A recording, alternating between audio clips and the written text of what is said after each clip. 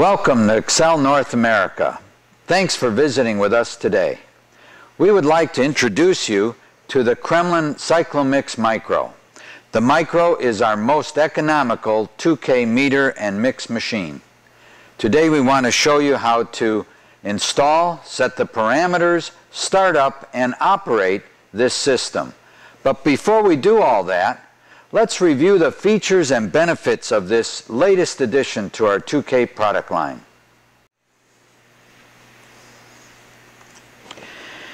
The CYCLOMIX Micro is small, compact, and easily affordable. Precision control with alarm. It will sound an audible alarm when a fault occurs. It has the ability to use up to 3 colors with a single hardener, very flexible with the number of colors. Control cabinet can be mounted so it can be operated from inside or outside the spray booth. It can be used with HVLP, air spray, or air mix spray technologies. This is how you will receive your CYCLOMIX Micro. You can see it is manufactured in 2 pieces, the control panel and the mixing panel. At this time, let us review the specifications of the Micro. It has 1 to 3 colors depending on the version selected, and mixing ratios of 0.6 to 1 to 20 to 1. It has a mixing accuracy of plus or minus 1% and a repeatability of plus or minus 0.5%. with a flow output of 50 to 2,000 cc's a minute. The viscosity range is 30 to 5,000 centipoise. And it has a working data storage for base, catalyst, and VOC, with an RS-232 port for reporting and printing if desirable. All wetted parts are stainless steel, and a material ratio testing is included.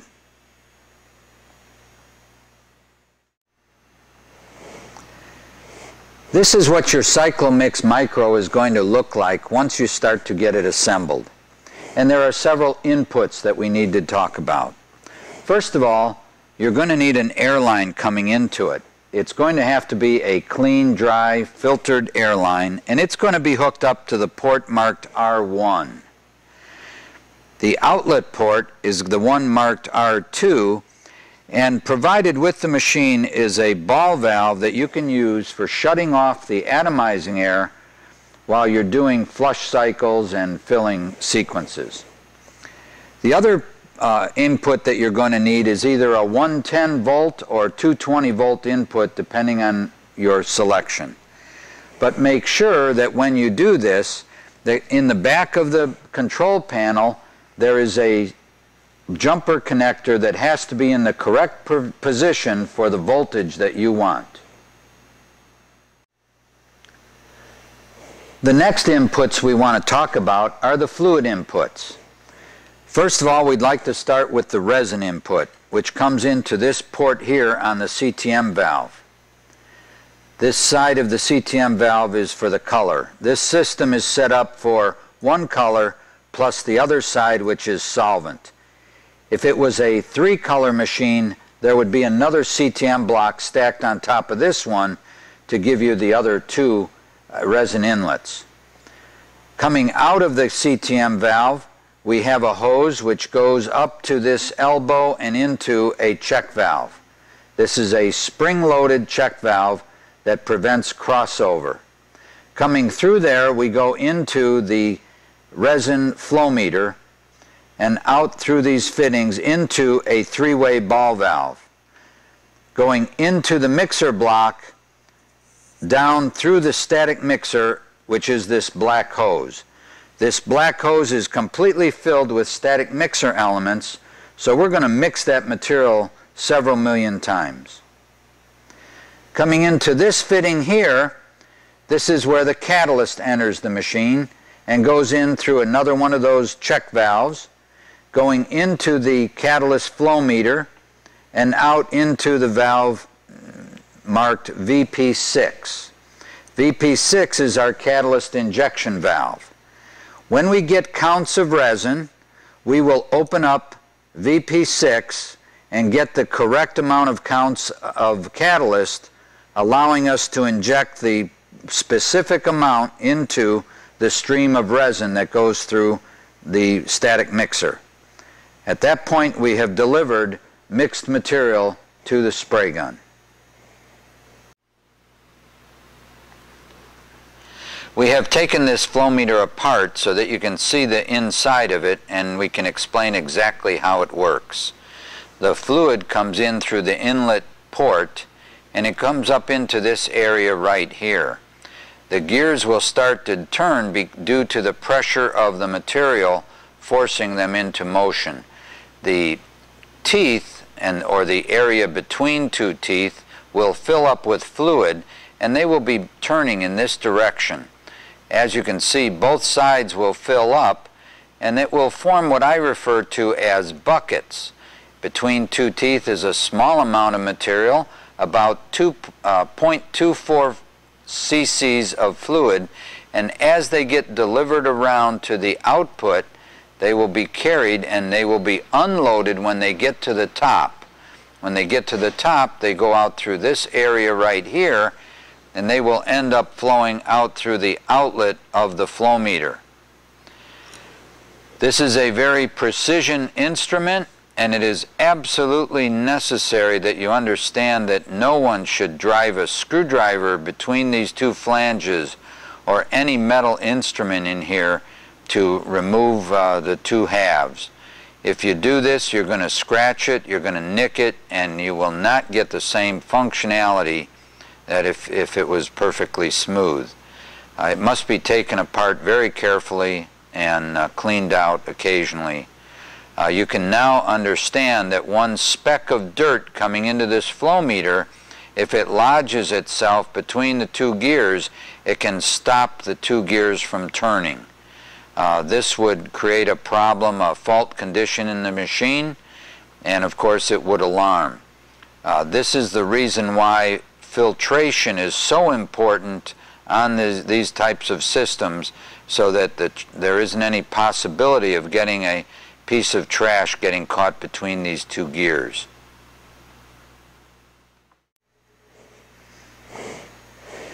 This is the check valve used in the system, and it has an arrow on it to indicate the direction of flow. I'd like to take this apart to show you the inside, and as I unscrew the body, you will notice that it comes apart with a spring. So it is a ball type check valve with a spring return. Here is the ball, and if you look down in here you can see a chamfered seat. So that is the check valve assembly, exactly how it gets taken apart and how it works. This is the catalyst flow meter now, and I want to discuss the sensor. The sensor is the electronic device that picks up the signal and counts the teeth as they pass underneath it. We want to show you how to disconnect it, so we're going to unscrew the cable from it and show you what it's all about.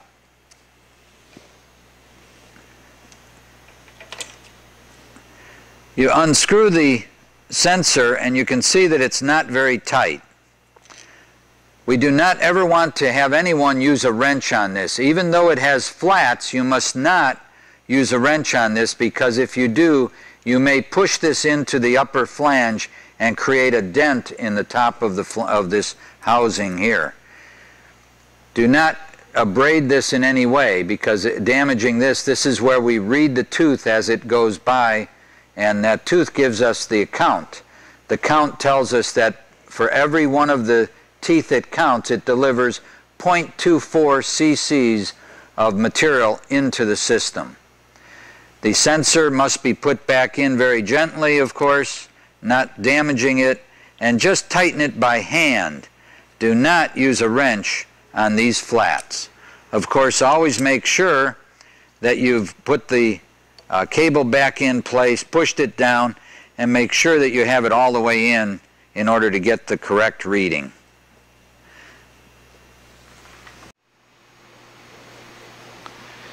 On display we have 2 pages from the Micro Service Manual, page 16 and page 17.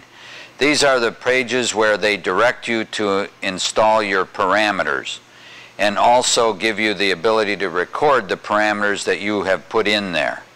On page 16 it is set up for a system without catalyst flushing. On page 17 it is if you had a machine with catalyst flushing, and it includes an extra parameter for catalyst flushing volume, parameter 1-5. In the 3rd column over, you will notice that it says factory adjustment, and this gives you the column of the preset parameters that they have put in at the factory. This will allow you to start the machine up and flush it out prior to you putting in your adjustments in the next 3 columns for color 1, 2, and 3. This gives you the ability to add in your parameters and record them for future reference if for some reason you would lose that information. Go up, an arrow down to make the number go down. On the right hand side we have an escape key, and we also have a validation key. So I'm going to try to go to F3. According to my cheat sheet up here, F3 is parameters. So I'm going to arrow up F2 and F3, then I'm going to validate, and now I'm at parameter color 1, parameter 1. The flashing light tells us we're at parameter 1. If I validate again, I will see that we're at 100. 100 is the factory setting for the mix ratio. If we're at 100, that is telling me that we have a 1-to-1 mix ratio. Let's say, for instance, we want to go to a 2-to-1 mix ratio. We would now change this percentage down to 50%, and to do that we have to hold the magnet, and if we hold it in front of the number it will kind of move very quickly so that we can go down fast, down to 50. As you get closer, you now wave the magnet in front of it and it will go a little bit slower. And then one at a time until you get to 50, and then you validate it. If you want to check it, you can go back in and look at it and then validate it again. And now I'm back at the home position, which is parameter 1. Now I'm going to go up by going to parameter 2, and now I will validate it to go to parameter 2.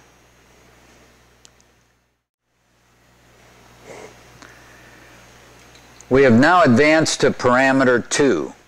Parameter 2 is the pot life.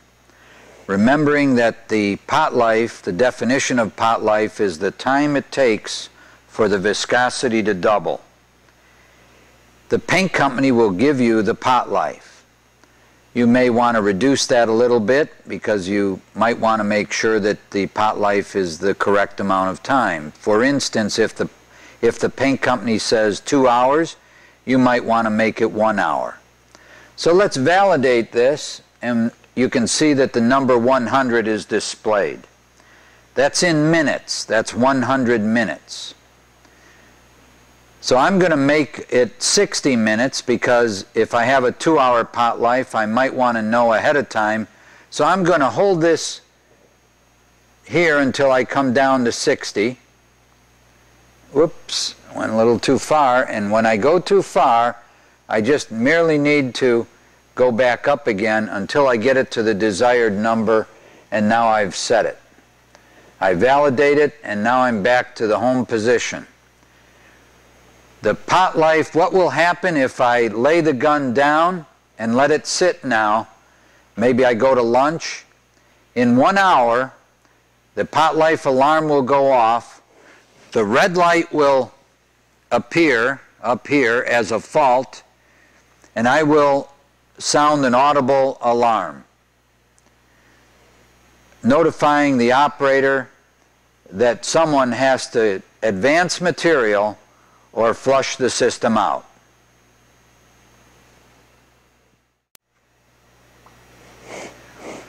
We're now going to parameter 3, which is the regeneration volume. We do that by actuating the magnet until we get the number 3, and then we'll see that 5,000 cc's is displayed. 5,000 cc's is referred to as the regeneration volume. I also refer to it as the fill volume. This is the amount that when you're starting up will be dispensed to clear out the previous solvent and fill it with freshly mixed material. It will also be used if you were to get a pot life alarm. You would have to advance that amount of material through the hoses and empty it out and fill it with freshly mixed material before you would be allowed to go back into production. It is the amount that's in the hose plus a little bit more. So if you had 25 foot of 1/4 inch hose, you would probably have about 6 ounces of material in there. If you double that and make it 12 ounces of material, you would have approximately 360 cc's. So I'm going to change this by actuating the reed switch here down to 360 cc's. As we go down, I hold it close and it moves fast again.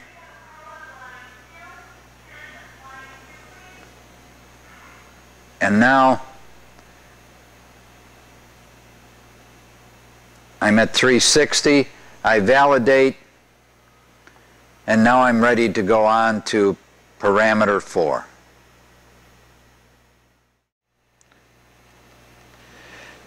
Now we move on to parameter 4. We do this by actuating the number upward by the arrow, and then we validate. Parameter 4 is our flushing volume, and it's factory preset at 500 cc's. The minimum value you can set it at is 10 cc's, and the maximum value is 10,000 cc's. Of course, this has to do with the amount of material that's in your hose. Again, if you have a 25-foot hose, you probably have approximately 6 ounces in it. Of course, you also have to include the static mixer and a little bit from the mix manifold. So if we were to double that again, we would actually go again to that 12 ounces, which is 360 cc's. So I'm going to arrow down, take that number down to 360, and that's going to give us a reasonable amount of flushing solvent. Of course, you want to look at it at the end of the duration and make sure that you do have good clean solvent coming out, that you've flushed out the entire area and the hose and the gun. When we're done with that, we merely validate again, and now we're on to parameter number 5.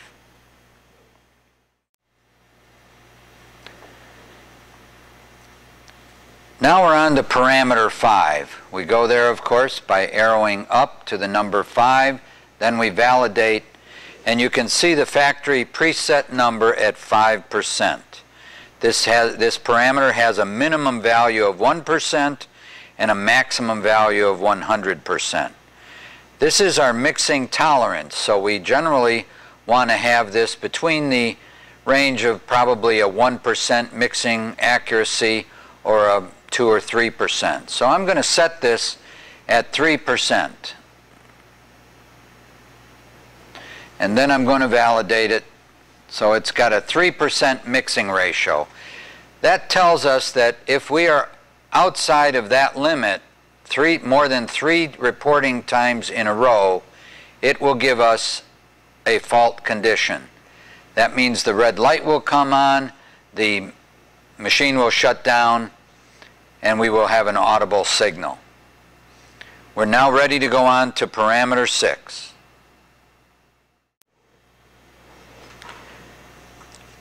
We're now ready to move on to parameter 6. We do that, of course, by swiping the magnet up to number 6 and validating. You now see that we're at 55%, which is, this parameter is referred to in the manual as the fluid dry extract, which is the solids amount in the paint. We try to refer to that as the amount of solvent in the paint.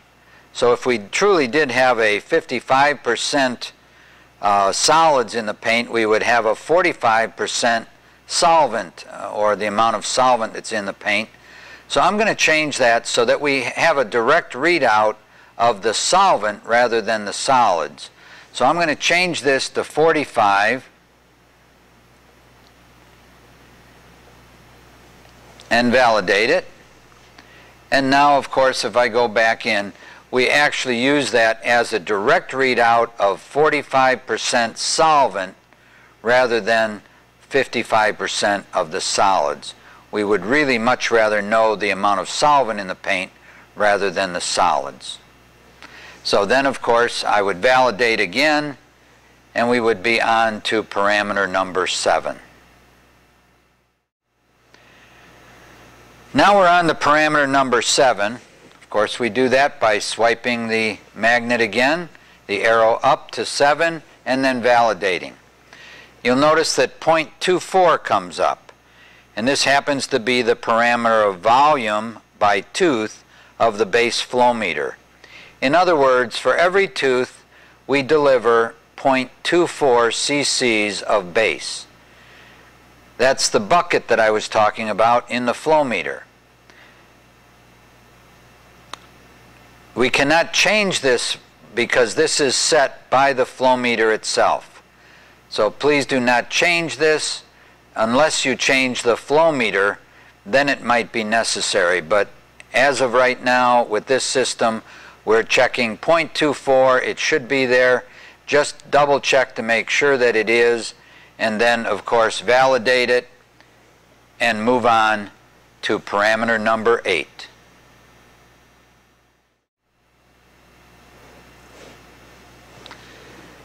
Now we're on to parameter number 8, and of course we validate it again, and 0.24 comes up. This is the same as parameter number 7, only this is the parameter of volume by tooth of the catalyst flow meter.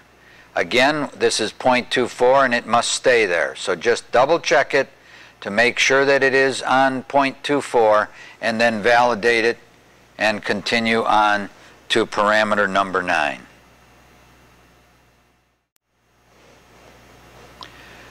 We're now on to parameter number 9. We do that by swiping the arrow up and validating, and now we can see the number 6 on the screen, which stands for 6 seconds. That's the maximum value you can have on this parameter, with 1 second being the minimum. This parameter is the time between the atomizing air opening and the fluid opening before you get a fault or an alarm. Inside the machine we have an air flow switch, and when we trigger the gun, the atomizing air triggers the flow switch. This tells the machine that we must very quickly get some counts from the base flow meter, and if we don't get those counts within 6 seconds, the machine will go into a fault.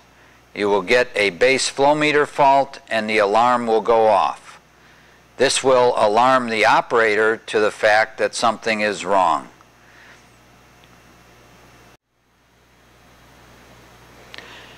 This parameter prevents the operator from using the spray gun as a dusting gun, because in 6 seconds or less he will cause a fault condition. The fault will display as an error 1, which is a base flow meter fault. This will make it necessary for the operator to have a blowgun nearby to dust off parts before spraying. This concludes setting the parameters with a machine that does not have catalyst flush.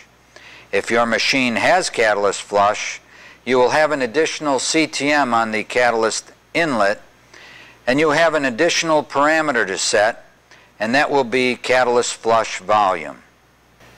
To exit from parameter 9, you would merely validate it, and then to exit from the parameters part of the program, you would hit escape. Now we're back to F3, and in order to go to F1, which would be production, you would merely arrow up to F1.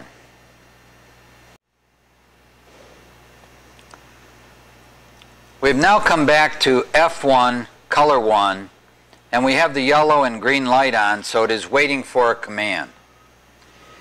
We want to go to color 2, so at this point we're going to swipe escape. Now what appears is F1, A flashing 1. But we want to go to color 2, so we're going to arrow up to color 2 or color 3, depending on which one you want to go to.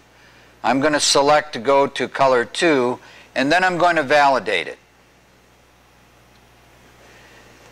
Now we are in F1, color 2. But now I want to set my parameters for color 2. I'm going to go to F3 to set the parameters, and then I'm going to validate it.